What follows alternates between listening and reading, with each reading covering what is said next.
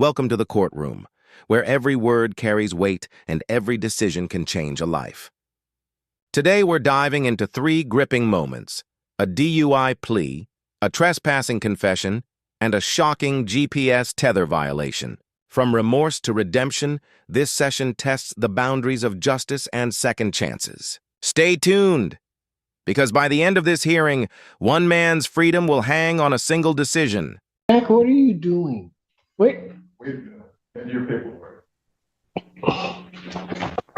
Talk to the man, and let me do this one while you're doing. He's just been loitering up there. I didn't know what he was doing. Court recalls the case, People versus Min Kim. Somehow that paperwork got here, but. Good afternoon, Your Honor. Marquez on behalf of Min Kim. Sir, your name? Min Kim. All right.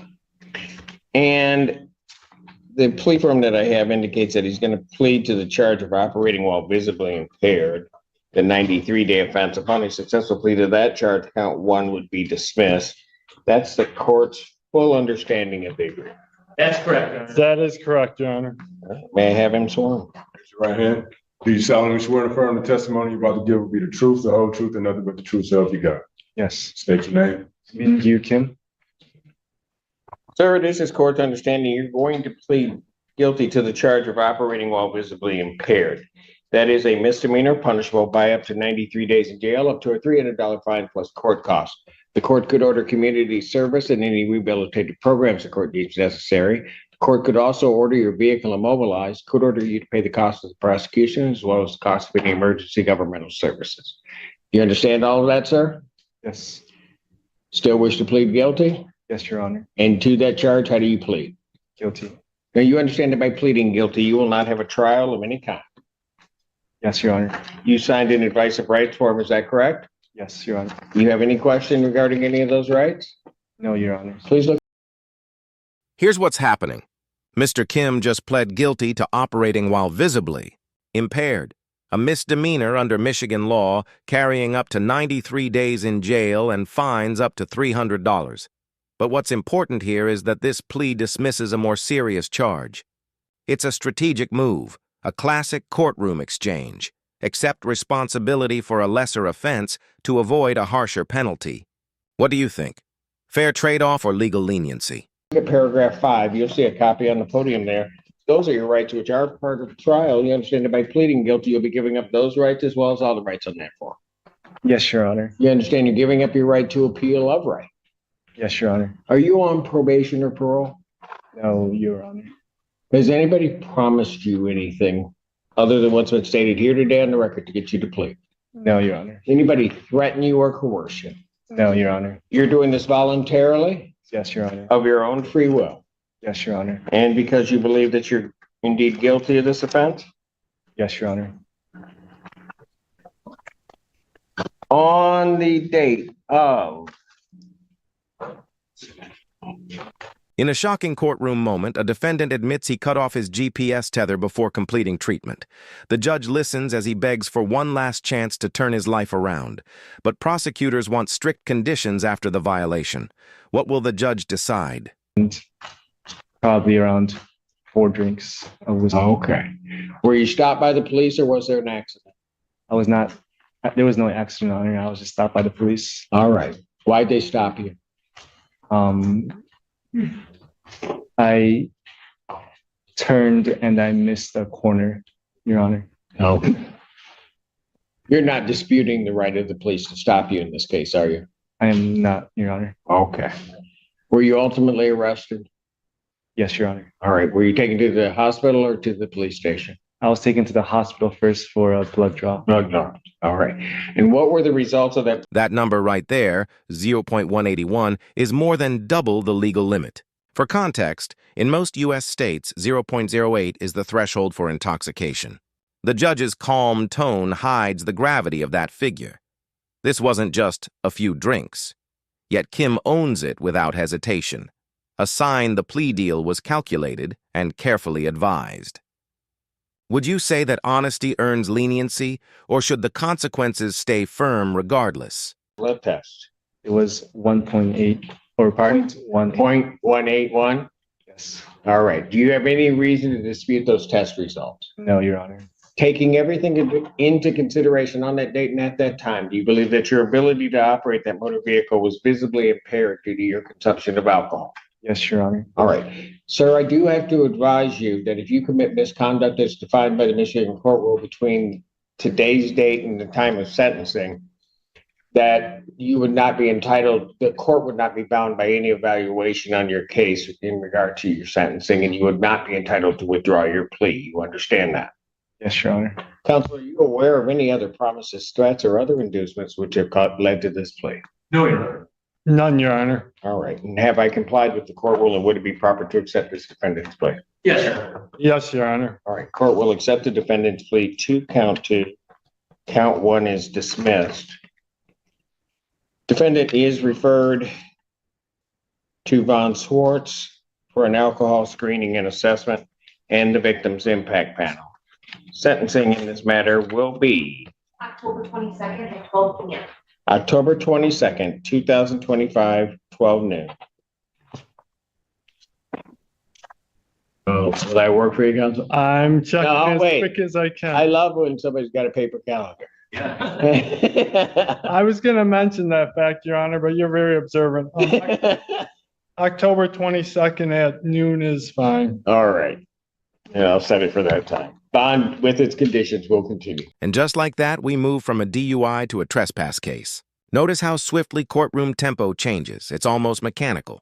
Each case, different story, same rhythm of justice. For Decoin Mallet, it's about being at a Meijer store after being told not to return. Simple? Maybe, but legally, criminal trespass carries real consequences, even 30 days in jail.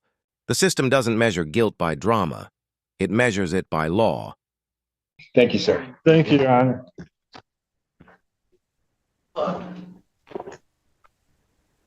Court does call the case. Recalls the case of the people versus Dequan Mallet. Conrad Silver on behalf of Michigan Township. You go, Jim Mack, long time no see, Judge. Yeah. Yeah. Your Honor, we do believe we've proffered the proper paperwork to the court. Yes, it is finally here. Yes, and so we would All right. stand and accept responsibility, Your Honor, for this All matter. right. Well, he's going to plead guilty to the charge of trespass. And this form indicates that he's going to do that. Prosecutor will recommend HIDA in this case, although it's not necessarily binding the court. Understand? Yes, Your Honor. That's the court's understanding. That is correct. May I have the defendant's work? Raise your right hand. Do you solemnly swear and affirm the testimony you're about to give will be the truth, the whole truth, and nothing but the truth, so help me God? I do. State your name. Dequan Mallet. All right. Sir, it is this court's understanding that you are going to plead guilty to the charge of trespass. Misdemeanor, punishable by up to 30 days and a $250 fine. Yes, sir. All right, plus court costs. You understand that? Understanding that, you still wish to plead guilty? Yes, sir. And to that charge, how do you plead? Guilty. You understand that by pleading guilty, you'll not have a trial of any? Yes, sir. All right. You signed an advice of rights form, is that correct? Yes, sir. Any question regarding any of those rights? Yes, sir. Look at paragraph 5. You'll see a copy on the podium. Those are your rights which are part of a trial. You understand by pleading guilty, you'll be giving up those rights as well as all the rights on that form. Yes, sir. You understand you're giving up your right to appeal of right. Yes, sir. Are you on probation or parole? No, sir. Has anybody promised you anything other than what's been stated here today on the record to get you to plead? No, sir. Anybody threaten you or coerce you? No, sir. You're doing this voluntarily Yes, sir. of your own free will Yes, sir. and because you believe that you are indeed guilty of this offense? On the date of July 25th, 2025, at the location of 3825 Carpenter Road in Pittsfield Township, that big Meijer, the Meijer store. Were you on the premises of Meijer? Yes, sir. Had you previously been told to leave were you told to leave on that date and refused to do so? Which one was it? Previously told to leave. There it is, the defining moment. He admits he was previously told to leave but came back anyway. That's all the prosecution needs for a conviction. What's fascinating is how calmly he answers. No excuses, no protest. These short exchanges reveal the human side of law. Sometimes guilt isn't about denial, but about quietly accepting what's already done. You had been previously told to leave, Yes, sir. and then you came back to the premises at some point after being told to leave and not be on the premises? Yes, sir. All right. Sir, if I accept your plea and you commit misconduct between today's date and the time of sentencing, misconduct is defined by the Michigan court rules, the court would no longer be bound by any sentencing recommendation to the court, and you could not withdraw your plea. You understand that, sir? Yes, sir. All right. And counsel, are you aware of any other promises, threats, or other inducements which have led to this plea? No, Your Honor. No, Your Honor. And has the court complied with the court rule, and would it be proper to accept this defendant? Yes, Your Honor. Yes, Your Honor. Court will accept the defendant's plea of guilty.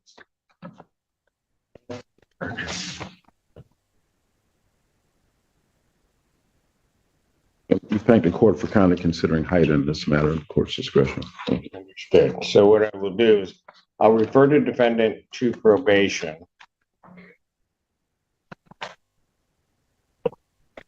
For a pre-sentence investigation and report and consideration of the HIDA status. Sentencing in this matter will be October 22nd, 2025, 12 noon. Yes, Your Honor. All right. Bond with its conditions will continue. All right. Thank you, Mr. Matthew. Okay, thank you, Judge. Thank you. Thank you. Okay. Court calls the case of the People versus Michael Collison. Ashley Feltus for the people. Ron Brown appearing on behalf of Mr. Collison, Your Honor. Please state your name for the judge. Yes, Your Honor, Michael Scott Collison. All right. Your Honor, we're here for a bond violation sentencing. I've provided documentation from Oakdale Recovery to the prosecutor and to the court. I believe he is welcome back to Oakdale. Say again. I believe he's welcome back to Oakdale Recovery. I've provided information to the court and the prosecutor. So he can be released to treatment? If the court says so.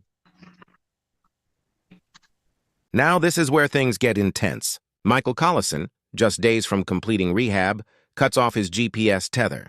It's a major violation, especially while out on bond. The prosecutor's concern? If leniency failed once, can it work again? This isn't just about punishment. It's about trust. Viewers, put yourself in the judge's seat. Would you risk another chance on someone who already broke the rules? He was just days from finishing rehab. Then he cut off the GPS tether. Now, after 45 days in jail, the defendant pleads for mercy. The judge must decide second chance at treatment or back to jail. Personally to that effect, but certainly cutting off the tether is not the reaction we would like to see. If the court ultimately rules the defendant can be released to inpatient treatment, I still want a GPS tether, frankly. I think that that's important, but I would hope that the court, for lack of a better term, would sort of impress upon the defendant how incredibly important it is to remain compliant with this bond. My office gave him a considerable offer in this case to plead guilty to an added count of use as opposed to the possession of methamphetamine or ecstasy, which is a 10-year felony, into the 1-year misdemeanor. So I'm just concerned that the reaction is to cut off the tether, and I don't want to see it happen again. So how long has he been in thus far? Looks like since the end of July, if I'm reading this all correctly. And substantial time before then. Well, but he's been in about 45 days on this violation. Correct.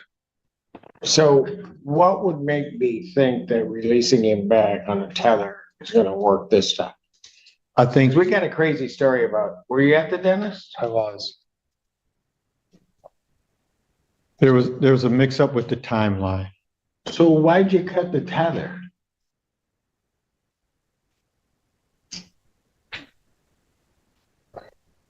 I was trying to get back into treatment. I understand. I was only like 8 days away from completing. And I've been homeless for 4 years, and I had a move-in date on August 6th, and I begged them to let me back into the treatment center. They said no because of the time, and I was just afraid of losing everything I built, and I panicked, and I made a really bad mistake, and I promise I will complete the treatment. I've had a lot of time to think of that, like that mistake. You know, I've been in jail for 45 days, rerunning that day, and I have so much regret about it. I just want a second chance. I beg if you would let this 45 days or whatever it be dead time. And you know, I understand if I mess up, I have a whole year I have to serve. How long is? 28 days. Plus the detox. aftercare. I need detox too. Right. Against the odds, the judge gives Collison one final shot, releasing him back to treatment with strict GPS conditions. It's a rare act of judicial faith, balancing compassion with accountability. But make no mistake, one more slip and the consequences will be far harsher. So what do you think? Justice served or mercy misplaced? Okay, here's what I'm gonna do. I'm gonna do it this way. I'll sign an order releasing the defendant to treatment at Oakdale.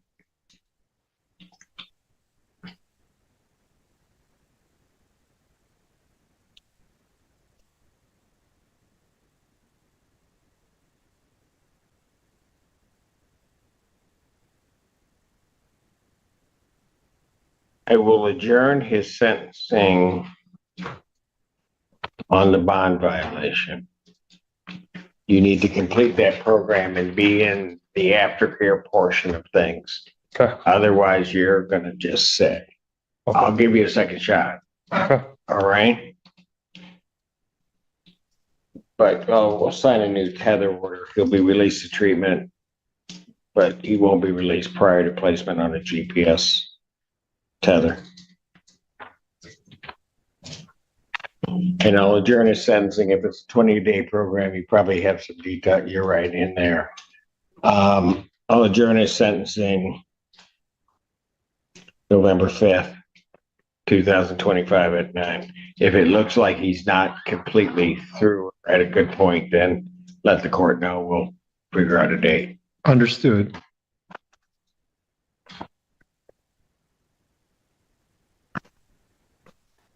Thank you, Your Honor. Thank you.